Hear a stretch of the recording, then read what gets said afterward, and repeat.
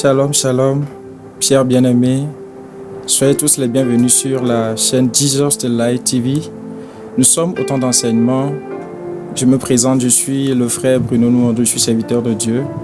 Je suis aussi chrétien et je suis responsable du groupe James, un groupe d'évangélisation, d'intercession en milieu scolaire. Et ce soir, j'ai l'honneur de partager avec vous un message particulier que le Seigneur m'a mis à cœur. Et le thème, je l'intitule « Que la lumière soit ». Et nous tirons le texte dans Genèse chapitre 1, du 1er au 3e verset, que nous allons lire dans deux différentes versions.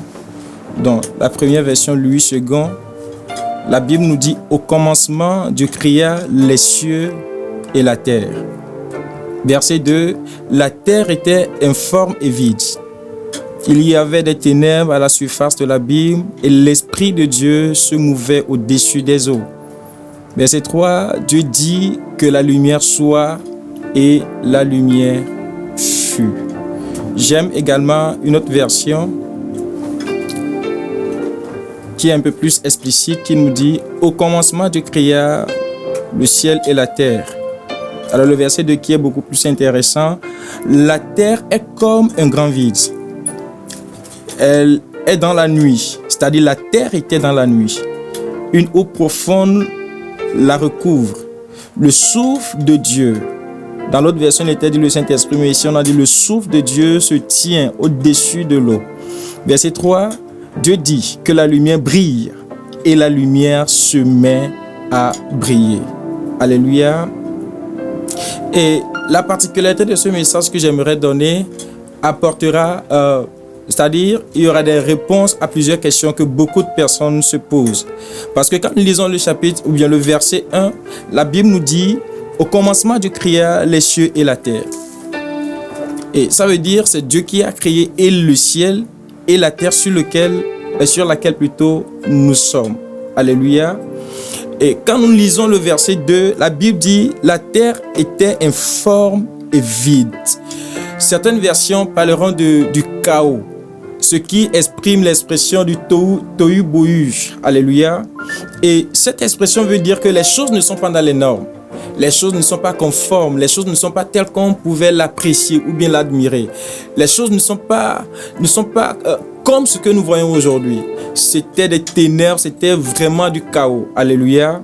Et la question justement vient dans le cœur de plusieurs personnes. Comment est-ce que Dieu que nous connaissons, Dieu qui est normalement le Père de toutes choses et qui est réputé créer toutes choses parfaitement, a pu faire ou bien a pu créer la terre?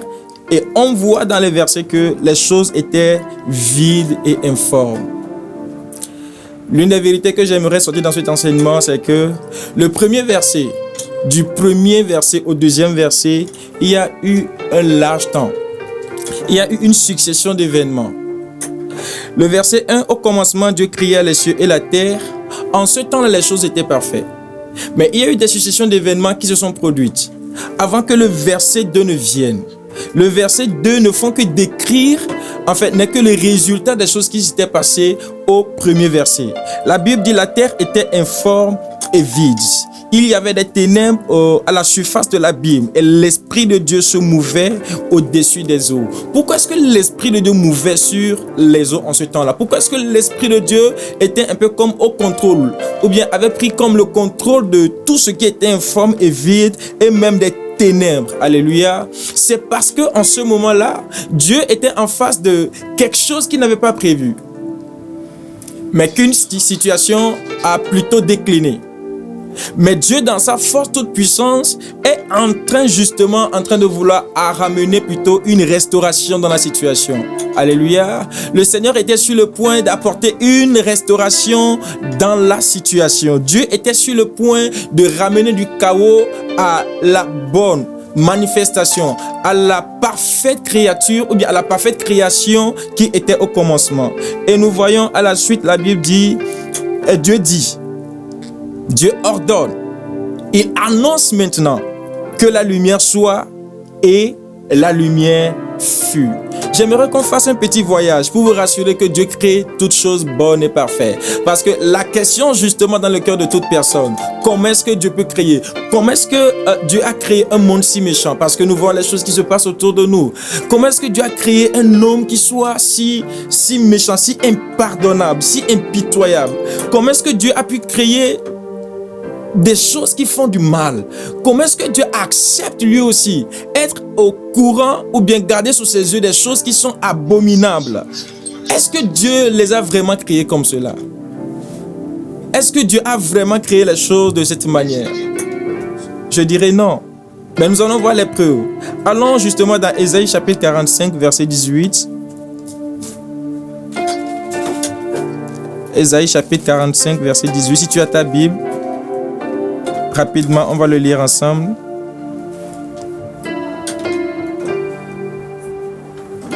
Encore la version Louis II.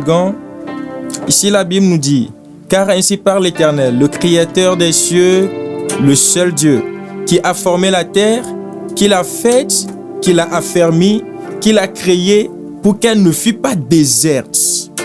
Pour qu'elle ne fût pas déserte. Qui l'a formée pour qu'elle fût habitée. Je suis l'Éternel et il n'y en a point d'autre. Je prends encore ma seconde version comme nous l'avions commencé. Ici, la Bible nous dit: le Seigneur a créé le ciel et il est le Dieu qui a fait la terre. Il l'a formé et l'a rendu solide. Il ne l'a pas créé vide. Retiens bien l'expression, il ne l'a pas créé vide. Le premier verset de Genèse chapitre 1 nous dit le deuxième verset nous dit la terre était vide et informe. Mais Ésaïe vient nous rappeler que Dieu ne l'a pas créé vide. C'est une situation qui a apporté ou bien qui a fait que la terre à un moment donné était vide. Et il continue en disant: il a formé pour que l'on l'habite. Et voici ce qu'il dit: le Seigneur, c'est moi et il n'y en a point d'autre. Je vais ajouter notre verset pour terminer. Deutéronome chapitre 32 verset 4. Deutéronome chapitre 32.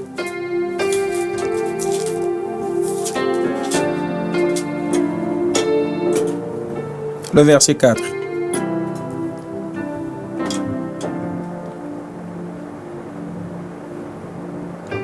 La Bible dit: il est le rocher, ses œuvres sont parfaites, car toutes ses voies sont justes. C'est un Dieu fidèle et sans iniquité. Il est juste et droit. Je termine avec ma seconde version. Le Seigneur est un solide rocher. Toutes ses actions sont parfaites. J'aimerais que tu le répondes, tu répètes avec moi de là où tu es. Toutes ses actions sont parfaites. La Bible continue disant: toutes ses décisions sont justes. Répète avec moi: toutes ses décisions sont justes. Notre Dieu est fidèle, il ne fait jamais de mal, il est toujours juste et droit. La preuve pour nous que Dieu n'a pas créé du chaos. La preuve pour nous que Dieu a créé toutes choses parfaites, parce que la Bible l'a attesté. Mais pourquoi est-ce qu'on retrouve du chaos dans le chapitre 2 ou bien dans le verset 2 de Genèse chapitre 1? C'est parce qu'il s'est passé un événement. C'est parce que quelqu'un dans l'équipe de Dieu à un moment donné s'est décidé de jouer le mauvais rôle. Et cette personne, d'ailleurs, quand on parle de ce que il y avait des ténèbres au-dessus ou bien qui recouvraient la terre, ça donne un référent de quelqu'un, le diable, Satan.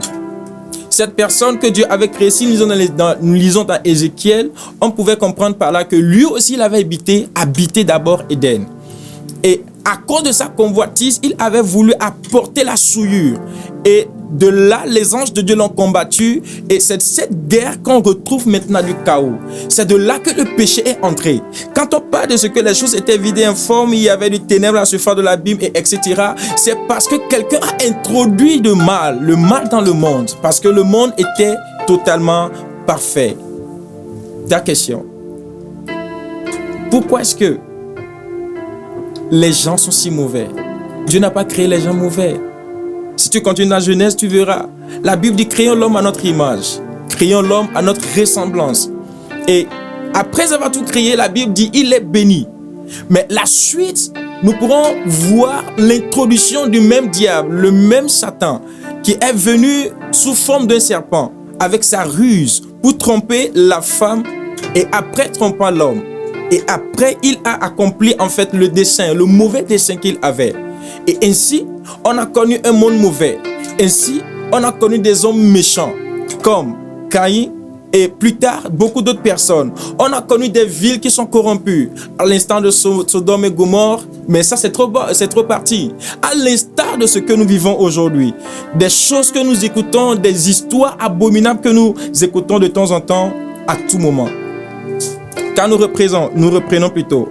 La Bible dit la terre était informe et vide. Si nous retournons au texte original, l'expression était là-bas. Dans le texte original, ce qui est utilisé c'était Yaya.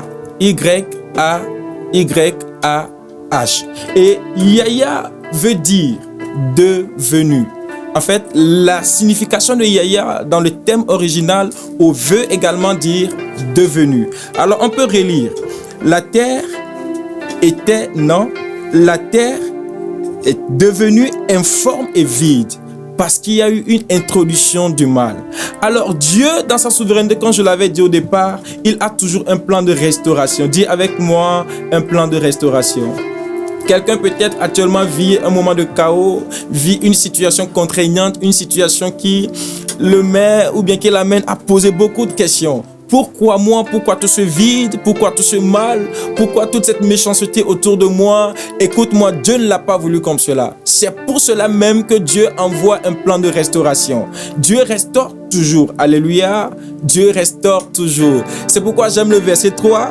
Le verset 3, la Bible dit, à la fin du verset 2, et l'Esprit de Dieu se mouvait au-dessus des eaux. C'est-à-dire que Dieu avait le contrôle de la situation. Laisse-moi te dire ce soir que Dieu a le contrôle de ta situation.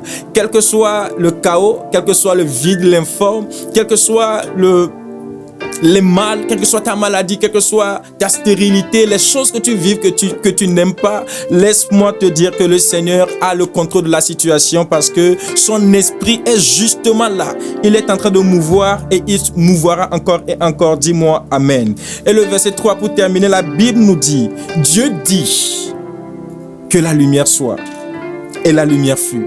Dieu dit que la lumière soit et la lumière fut. Alors en ce moment, j'aimerais t'annoncer le plan restaurateur de Dieu. Ce soir, je viens te dire que Dieu dit que la lumière soit.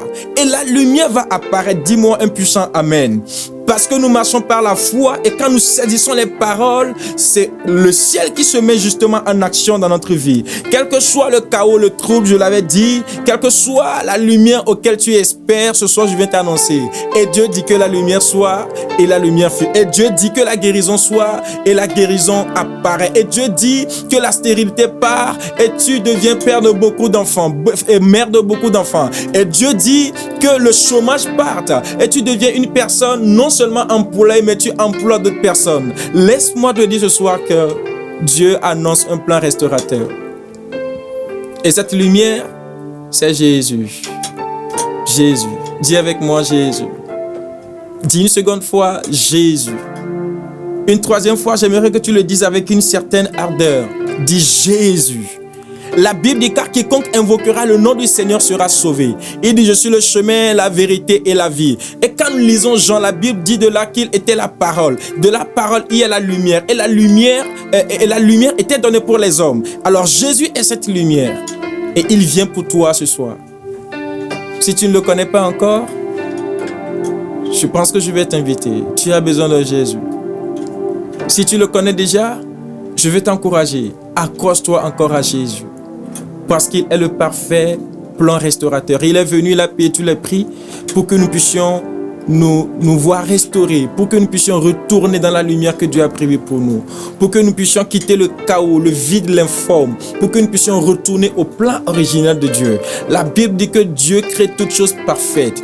Il vient, il est justement venu et il a tout accompli pour que tu puisses rentrer dans le plan original de Dieu, la parfaite création de Dieu. Dieu t'invite maintenant là, mais la porte, c'est Jésus. Le chemin, c'est Jésus. Est-ce que tu peux prier en quelques minutes avec moi? Nous allons d'abord inviter Jésus.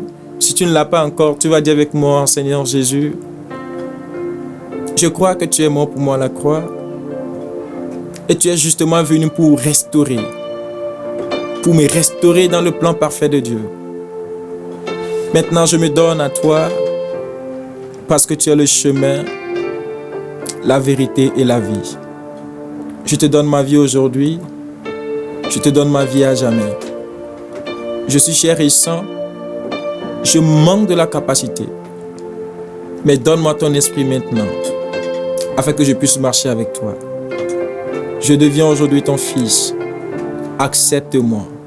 On m'a dit que tu n'abandonnes pas. Alors je viens. Reçois-moi favorablement. Au nom puissant de Jésus. Amen. Alors tu deviens enfant de Dieu. Je t'encourage à toucher certainement des personnes, des chrétiens qui sont à côté de toi. Ou tu peux même nous contacter dans notre émission. Nous saurons comment t'aider à pouvoir retrouver une bonne famille pour continuer ton adoration. Alors tu es déjà chrétien, mais tu traverses des moments compliqués. Je prie pour toi maintenant, Père. Je prie pour ton serviteur, pour ta servante. Je prie pour ta fille. La Bible dit, Dieu dit que la lumière soit et la lumière fut. Mais ma parole me rappelle, dans Jean chapitre 14, que si nous croyons, si nous avons la foi, nous ferons comme Jésus a fait et nous ferons bien plus. Alors si Dieu a dit que la lumière soit, moi aussi je dis ce soir, que la lumière soit. Papa, que ta lumière apparaisse à ton serviteur, que ta lumière apparaisse à ta servante, que ta lumière descende maintenant. Au nom de Jésus. Parce que tu n'as pas dit qu'il coulera. Parce que tu n'as pas dit qu'il sombrera. Mais tu as dit, allons à l'autre bord. Allons à l'autre bord. Tu vas exécuter avec moi ce cantique pour quelques secondes.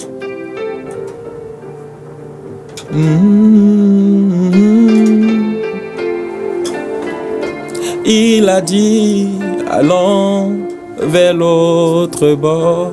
Tu vois ta situation, il n'a pas dit que tu sombreras, mais il a dit, allons à l'autre bord. Il a dit, viens, je vais te restaurer. Il n'a pas créé, en fait, tu n'es pas dans cette situation pour te perdre, mais il est justement à côté de toi pour te restaurer. Allons vers l'autre bord. Oh oui, allons vers l'autre bord. Il n'a pas dit, Jésus, que tu coulerais. Il n'a pas dit que tu sombrerais. Il a dit, allons vers l'autre bord.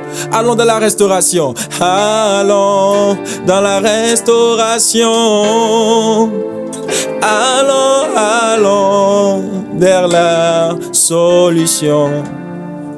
Allons vers l'autre bord où il y a Dieu, l'autre bord où il y a la paix, l'autre bord où le Seigneur est avec toi, l'autre bord où tu marches les mains dans la main avec lui. Et il dit, allons à l'autre bord. Tu peux repartir à zéro aujourd'hui, te laissant à lui. Tu te dis que tu es fatigué, mais laisse-moi te dire, il n'a pas dit que tu sombreras, il n'a pas dit que tu couleras, il n'a pas dit que tu mouriras ainsi, il n'a pas dit que le péché va te sombrer à vie, mais il a dit, lève-toi et allons à l'autre bord. Reçois la parole de Dieu ce soir. Reçois-le, sois impacté ce soir. Et reprends une nouvelle marche aujourd'hui. Je prie pour ta foi, que ta foi renaisse. Je prie pour ta foi, que ta foi renaisse. Et deviens un vaillant héros. Au nom puissant de Jésus. Alors tu verras la lumière. Tu verras les créations. La Bible dit après, Dieu a tellement mis des choses dans le jardin d'Éden que Adam n'avait plus besoin de rien. Je prie que Dieu te mette au large afin que tu ne puisses manquer d'absolument rien. Je crois que cela est possible. Alors par cette émission, je prie que tu ne sois plus jamais la même. Que tu sois totalement restauré. Au nom puissant de Jésus. Merci. Que Dieu te bénisse infiniment. Amen.